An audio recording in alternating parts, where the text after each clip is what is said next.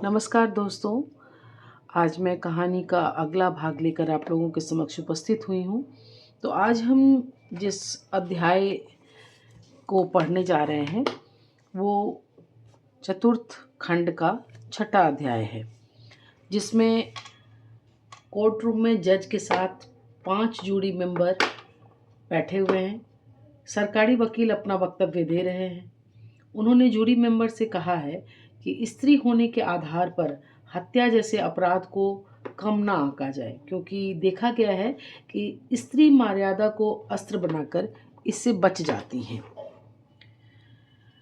जज उन्हें संकेत करते हैं कि अपना वक्तव्य समाप्त करें और जूरी मेंबर को संबोधित करते हुए कहते हैं कि वृंदावन के पास यमुना के किनारे नवाब नामक एक व्यक्ति की हत्या हो गई है और गला घोटने और पत्थर से सिर फोड़ने से उसकी मृत्यु हुई है।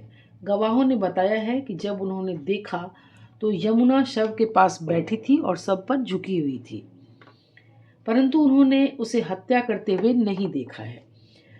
यमुना ने भी बताया कि स्त्री की मर्यादा नष्ट करने के कारण उसकी हत्या हुई है, पर इन बातों से यह स्पष्ट नहीं होता है कि यमुना ने हत्या की है। तो आप लोग विचार करते समय इन बातों को ध्यान में रखें। जाएं, कमरे में जाकर विचार करें। यमुना निर्भीक होकर जज साहब को देख रही है। देव निरंजन और मंगल देव वहीं हैं। न्यायालय भरा हुआ है। तभी दरवाजे पर कुछ हलचल होती है। कोई जबरन घुसना चाहता है। रक्षियों ने शांति की घोषणा की है। तभी जूरी आ गए हैं और जूरी में से 2 जूरी जो थे उन्होंने कहा कि हम लोग यमुना को अपराधी मानते हैं, पर सजा इसे कम दिया जाए। जज साहब मुस्कुरा देते हैं और 3 अन्य जो जूरी थे उन्होंने कहा कि अभियोग के लिए प्रमाण पर्याप्त नहीं है। तो अभी वो पूरा कह भी नहीं पा रहे थे कि एक लंबा चौड़ा दाढ़ी मूछ वाला युवक कंबल बगल में दबाए बहुतों को धक्का देते हुए जज की कुर्सी की बगल वाली खिड़की से घुस आता है और वो आकर बोलता है कि मैं हूं हत्यारा, मुझे फांसी दो, यह स्त्री निरपराधनी है। और जज जो है वो चपरासी की ओर देखते हैं और पेशकार साहब बोलते हैं कि पागलों को भी तुम रोकते नहीं हो, ऊँघते रहते हो क्या? इसी गड़बड़ी में बाकी 3 जूरी सज्जनों ने अपना वक्तव्य पूरा किया है और वो लोग बोलते हैं कि हम लोग यमुना को अपराधी नहीं मानते हैं। और इसी समय वो पागल भीड़ से निकलता जा रहा है और उसका कुत्ता भौंक भौंक कर हल्ला मचा रहा है। और इस बीच में जज तीनों जूड़ियों से सहमत होते हुए यमुना को छोड़ देते हैं। हलचल सी मच गई है। मंगल और निरंजन जो अब तक दुश्चिंता और संदेह के अवस्था में थे, वो थोड़े से प्रसन्न और संतुष्ट दिखाई देते हैं और वो लोग यमुना के समीप आ जाते हैं। वह रोने लगती है। उसने मंगल से कहा है कि मैं नहीं चलूंगी, लेकिन मंगल दुखी हो जाता है। निरंजन उसे सांत्वना देकर आश्रम लेकर आ जाते हैं। आपस में वकीलों का मनोविनोद चालू हो जाता है। अब पाठकों का कुतूहल होगा। पाठक यह सोच रहे होंगे कि इस अभियोग में बाथम भी तो एक पक्ष था, तो वो क्यों नहीं इसमें आकर के और इसमें दखल देता है और क्यों नहीं हत्या पर प्रकाश डालता है। परंतु बाथम की स्थिति उस समय ये है कि घंटी के भाग जाने के बाद से वो लज्जित हो गया है और वह धर्म का प्रचारक बन गया है और इस अभियोग में वह किसी भी प्रकार से शामिल होकर अपनी जो उसकी इसमें दखलंदाजी थी या उसमें जो उसका उत्तरदायित्व बनता था, उसको वो जमाने के सामने, दुनिया के सामने नहीं लाना चाहता और बदनाम नहीं होना चाहता है। इधर आश्रम में लतिका, सरला, घंटी और नंदी के साथ यमुना भी रहने लगी है, पर यमुना अधिकतर कृष्ण शरण की सेवा में रहती है, क्योंकि कृष्ण शरण की जो दिनचर्या है वो बड़ी ही कठिन है, बड़ी ही अनुशासित है। चाची से भी वो बात नहीं करती और निरंजन उसके पास भी आने से संकुचित होते हैं। भंडारी जी की तो साहस ही नहीं हुआ है कि उससे वो सामना करे। अब ये आश्चर्य करने वाली बात है कि घटना सूत्र और संबंध में इतनी समीपता के बावजूद सभी मनुष्य एकत्र होकर भी चुपचाप कैसे हैं। लतिका और घंटी का वह मनोमालिन्य नहीं रहा, क्योंकि अब बाथम से दोनों का ही कोई संबंध नहीं है। नंदो चाची ने यमुना के साथ उपकार भी किया है और अपकार भी किया है। सो उनकी वो स्थिति है। यमुना के हृदय में मंगल के व्यवहार की इतनी तीव्रता है और मंगल का अपराध इतना बड़ा है कि उसके सामने किसी और के बारे में वो कोई अत्याचार नहीं बड़ा समझती है। वह अपने सुख दुख में किसी को साझेदार बनाने की चेष्टा नहीं करती है। और निरंजन मन में सोचता है कि मैं बैरागी हूँ। मेरे शरीर के संबंध रखने वाले प्रत्येक परमाणुओं को मेरे दुष्कर्म के ताप से दग्ध होना विधाता का अमोघ विधान है। यदि सब बातें खुल जाएं तो यह सताई हुई स्त्री और भी विरक्ति के नीचे पिसने लग जाएगी और फिर मैं कहाँ खड़ा होऊंगा। यह आश्रम मुझे किस दृष्टि से देखेगा। नंदो सोचती है, यदि मैं कुछ भी कहती हूँ तो मेरा ठिकाना नहीं, इसलिए जो हुआ सो हुआ। अब इसमें चुप रहना ही अच्छा है। मंगल और यमुना आप ही अपना रहस्य खोले, मुझे इसमें क्या पड़ी है। इसी तरह निरंजन, नंदो और मंगल का मौन भय यमुना के अदृष्ट अंधकार का सृजन कर रहा है। मंगल का सार्वजनिक उत्साह यमुना के सामने अपराधी हो रहा था। वह अपने मन को सांत्वना देता है कि इसमें मेरा क्या अन्याय है। जब मैंने यमुना के सामने अपने पापों को स्वीकार किया और जब मैं प्रायश्चित करना चाहता था, तब तो उसने मुझे अपने आप से वर्जित कर दिया। और विजय के लिए उसके मन में इतनी सद्भावना है, इतनी सहानुभूति है कि उसके लिए वो फांसी भी चढ़ जाना चाहती थी। तो इसमें मेरा क्या संबंध है, इसमें मैं कहाँ से दोषी होता हूँ। और इस प्रकार वो सोच सोच कर उद्विग्न हो रहा है और सरला कहीं से उसको देखती है और आकर के उसको बोलती है, आहा तुम इतने दिनों अधिक परिश्रम करते करते थक गए हो। तो मंगल बोलता है, नहीं माता, सेवक को विश्राम कहाँ। अभी तो आप लोगों को संघ प्रवेश का उत्सव अब तक समाप्त नहीं हुआ, इसमें अभी हमें छुट्टी कहाँ। और सरला के हृदय में स्नेह का संचार देखकर मंगल का हृदय भी स्निग्ध हो चला है। उसको बहुत दिनों बाद इतने सहानुभूति सूचक शब्द पुरस्कार में मिले थे। मंगल इधर लगातार कई दिन धूप में परिश्रम करता रहा। आज उसकी आंखें लाल हो रही थी। दलान में पड़ी हुई चौकी पर जाके वो लेट गया और ज्वर का आतंक उसके ऊपर छाने लगा। वह अपने मन में सोच रहा था कि बहुत दिन हुए बीमार पड़े काम करके, रोगी हो जाना भी एक विश्राम है। चलो कुछ दिन छुट्टी ही सही। फिर वह सोचता कि मुझे बीमार होने की आवश्यकता नहीं, एक घुट पानी तक कोई ना पूछेगा, न भाई। यह सुख दूर रहे, पर उसके अस्वीकार करने से क्या दुख ना आते। उसे ज्वर आ गया और वह एक कोने में पड़ा रहा। निरंजन उत्सव की तैयारी में व्यस्त था, परंतु मंगल के रोगी हो जाने से सभी परेशान हो गए थे, सभी के छक्के छूट गए थे। कृष्ण शरण जी ने कहा, तब तक संघ के लोगों के उपदेश के लिए मैं राम कथा कहूंगा और सर्वसाधारण के लिए प्रदर्शन तो अब मंगल स्वस्थ होगा तभी किया जाएगा।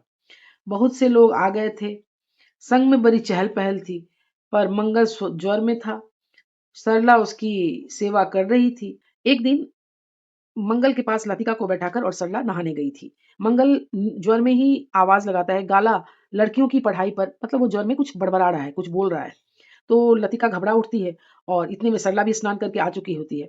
तो सरला बोलती है, लतिका तू यहीं बैठ, और वो कृष्ण शरण की कुटिया में जाती है और वहां उनको बताती है कि मंगल का ज्वर भयानक हो गया है और किसी गाला का नाम लेकर वह चौंक उठता है। गोस्वामी जी कुछ देर चिंतित होते हैं और फिर उन्होंने कहा है कि सरला घबराने की कोई बात नहीं, मंगल शीघ्र स्वस्थ हो जाएगा, मैं गाला को बुलवा लेता हूँ। गोस्वामी जी की आज्ञा से एक छात्र उसका उनका पत्र लेकर सीकरी गया है और दूसरे दिन गाला उसके साथ आ गई है। यमुना भी उसको देखी है और वह मंगल से दूर ही रहती है। अब यमुना अपने आप को लाचार महसूस करती है, उसका हृदय कचोटता रहता है। गाला और सरला कमर कसकर मंगल की सेवा करने लगती हैं और वैद्य बताते हैं कि अभी 5 दिन में यह ज्वर उतरेगा, बीच में सावधानी की आवश्यकता है। चिंता की कोई बात नहीं है, लेकिन अभी 5 दिन लगेंगे। आज मंगल के ज्वर का वेग थोड़ा-सा कम होने को है। गाला उसके पास बैठी हुई मंगल के मुख पर जो पसीने की बूंदी आती हैं, उसको कपड़े से पोंछ रही है बार-बार और बार-बार प्यास में मंगल का मुँह सूखता जा रहा है। और वैद्य जी ने कहा था कि आज की रात बीत जाने पर यह निश्चय ही अच्छा हो जाएगा और सभी परेशान हैं कि आज की रात कैसे बीतेगी। सरला का मन व्यथित हो उठा है। यह धीरे-धीरे एक बार कृष्ण की प्रतिमा के सम्मुख आती है और उसने प्रार्थना की है। वही सरला जिसने एक दिन कहा था कि भगवान के दुखदान को आंचल पसार कर लूंगी, आज मंगल की प्राण भिक्षा के लिए आंचल पसारने लगी है। जीवन तो साहसिक बन ही जाता है, परंतु आज उसे कथा सुनकर विश्वास हो गया था कि विपत्ति में भगवान सहायता के लिए अवतार लेते हैं, आते हैं भयभीतों के उद्धार के लिए। यह कंकाल का गर्भ था जिसके पास कुछ बचा ही नहीं, वह किसकी रक्षा चाहती। यही तो उसके यांत्रिक जीवन की शक्ति है। प्रतिमा निश्चल रही, तब भी उसका हृदय आशापूर्ण था। मंगल, मंगल कहती वो आश्रम से बाहर निकल पड़ती है और उसे विश्वास था कि कोई दैवीय सहायता मुझे अचानक मिलेगी अवश्य। और मन ही मन सोचते हुए जाती है कि मंगल यदि आज उठता है, जी उठता है, तो गाला कितनी प्रसन्न होगी। और यही बड़बड़ाती हुई यमुना तट की ओर जाती है। यमुना तट पर जब वो जाती है तो वो देखती है कि वहाँ पर एक कोई आदमी है जो यमुना की ओर मुँह किए हुए बैठा है और जैसे किसी योगी की अचल समाधि लगी हो वैसा वो लग रहा है। तो सरला कहने लगती है यमुना माता को, हे यमुना माता, मंगल का कल्याण करो, उसे जीवित करके गाला को भी प्राण दान दो। माता, आज की रात बड़ी भयानक है, दुहाई भगवान की। वह बैठा हुआ कम्बल वाला व्यक्ति यह सुनते ही विचलित होता है और बड़े गंभीर स्वभाव में पूछता है, क्या मंगलदेव रुग्ण है? व्याकुल सरला ने कहा, हाँ महाराज, यह किसी का बच्चा है, उसका स्नेह का धन है, उसी की कल्याण कामना कर रही हूँ। और वो साधु बोलता है कि और तुम्हारा नाम सरला है, तुम ईसाई के घर पहले रहती थी ना? धीरे स्वर में वो प्रश्न करते हैं।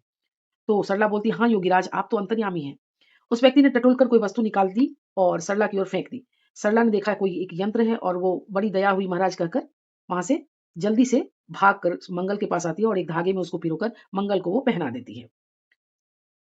और प्रभात धीरे धीरे होने लगा है और बड़े संदेह से सरला उस प्रभात के आलोक को देखती है।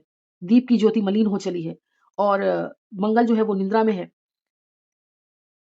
और जब सुबह होता है तो तीनों ही सरला, गाला और मंगल तीनों नींद में सो रहे हैं। और सुबह में जब कथा समाप्त करके सब लोगों के चले जाने पर गोस्वामी जी उठकर मंगल देव के पास आते हैं, तो देखते हैं कि गाला बैठी हुई पंखा झल रही है और वो कृष्ण शरण को देखकर उठकर खड़ी हो जाती है और कृष्ण शरण उसको आशीर्वाद देते हैं और मंगल को पूछते हैं कि क्या मंगल, अब तुम अच्छे हो ना? तो मंगल कंपित स्वर में बोलता है, हाँ गुरुदेव। तो गुरुदेव बोलते हैं कि अब तुम्हारा अभ्युदय काल है, घबराना मत। और गोस्वामी जी वहां से चले जाते हैं। गाला लज्जित होती है और उसे एक नया अस्तित्व का अनुभव होता है और सरला को बुलाने के लिए वह चली जाती है। और इतने में सरला को वह बुलाकर लेने के लिए आती है और सरला को बुला करके वह मंगल के कमरे में जाती है। मंगल बोलता है कि मेरे गले में क्या पड़ा हुआ है, ये मुझे गर रहा है और वो तकिए के नीचे से उसको खींचकर निकालता है। तो वो देखता है कि कोई यंत्र है पुराना और गौर से देखने के बाद वो बोलता है कि यह यंत्र, ये मेरा ही यंत्र इतने दिनों बाद किसने मुझे आकर पहना दिया? आश्चर्य है। तो सरला उत्कंठा से पूछती है कि तुम्हारा यंत्र कैसा है बेटा? यह तो मैं एक साधु से लाई हूँ। तो मंगल ने सरल आँखों से उसकी ओर देखकर कहा, माँ जी, यह मेरा ही यंत्र है। मैं इसे बार-बार कल बाल्यकाल में पहना करता था। जब यह खो गया तभी से दुःख पा रहा हूँ। आश्चर्य है, इतने दिनों बाद यह कैसे आपको मिल गया? सरला के धैर्य का बाँध टूट पड़ा और वो पहचान जाती है कि मेरा ही ये बेटा है जो मंगल के रूप में आज मुझे मिला है। और वो चिल्ला उठती है, वो चीखने लगती है और बोलने लगती है, मेरे खोए हुए निधि, मेरे लाल, यह दिन देखना किस पुण्य का फल है मेरे भगवान। और मंगल भी आश्चर्यचकित होता है और साहस बटोर कर वो पूछता है, तो क्या सचमुच तुम ही मेरी माँ हो? और दोनों गले मिलकर रोने लगते हैं। गला वहाँ खड़ी गड़ी जा रही है और मंगल अपनी माता के पैर पकड़कर फपक कर रोने लगता है और पूछता है कि तुमने मुझे क्यों छोड़ दिया था माँ?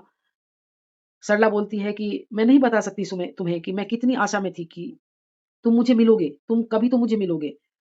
और तुमने तो कभी सोचा भी नहीं होगा, कल्पना भी नहीं की होगी कि तुम्हारी माता जीवित होगी। पर भगवान की दया पर मेरा विश्वास था और उसने मेरी लाज रख ली। और लतिका भी कहीं खड़ी होकर यह देख रही है और वो भी बहुत खुश हो रही है कि आज सरला का पुत्र उसे मिल गया है। भंडार में बैठी हुई नंदो इस संवाद को सुनती है, वहां बैठी घंटी भी इस संवाद को सुनती है और दोनों अपनी ही धुन में अपने मन को संवारती हुई अपने मन को संयत करती हुई अपने काम में लगी होती हैं। दोनों एक दूसरे का हाथ बटाने लगती हैं। आज की कहानी इतना ही। कहानी के अगले पार्ट में मैं कोशिश करूंगी कि कंकाल का अंत जो है, अंतिम अध्याय जो है वो मैं आप सबके सामने प्रस्तुत करूं। मैं फिर कह रही हूं, मैं कोशिश करूंगी कि मैं कंकाल का समापन करूं। फिर मिलते हैं बहुत जल्दी। बहुत बहुत धन्यवाद, बहुत बहुत शुभकामनाएं।